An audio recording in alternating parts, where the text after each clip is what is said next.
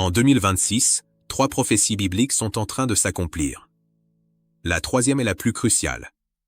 Quand tu vois ce message, tu réalises une chose, ce n'est pas une simple information, c'est un rappel venant de Dieu. C'est le dernier avertissement que Dieu t'adresse. Premièrement, la guerre se répand dans le monde entier. La Bible dit, une nation s'élèvera contre une nation, et un royaume contre un royaume, et il y aura, en divers lieux, des famines et des tremblements de terre.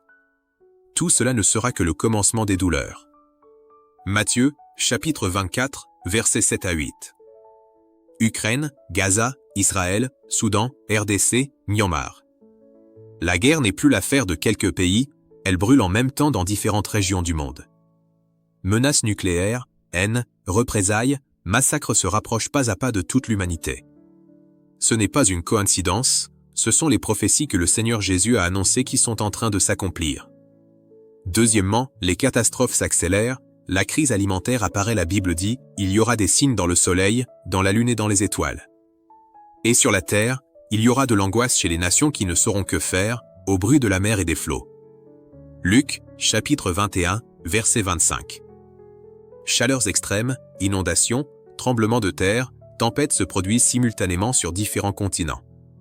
Les prix des aliments augmentent, les récoltes diminuent, et de plus en plus de familles commencent à s'inquiéter de la nourriture du lendemain.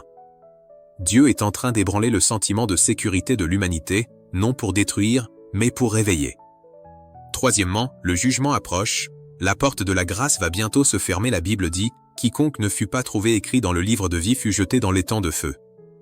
Apocalypse, chapitre 20, verset 15.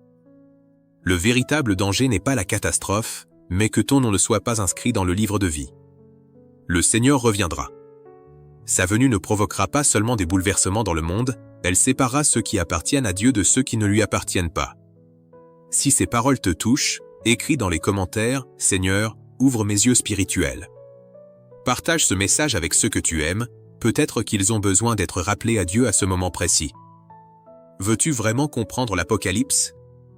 Veux-tu apprendre à discerner ces signes, entendre la voix de Dieu et te préparer à l'avènement du Seigneur? Envoie un message privé et rejoins notre groupe biblique en ligne gratuit pour prier ensemble, étudier la parole de Dieu, accueillir le retour du Seigneur et recevoir le salut de Dieu pour les derniers temps.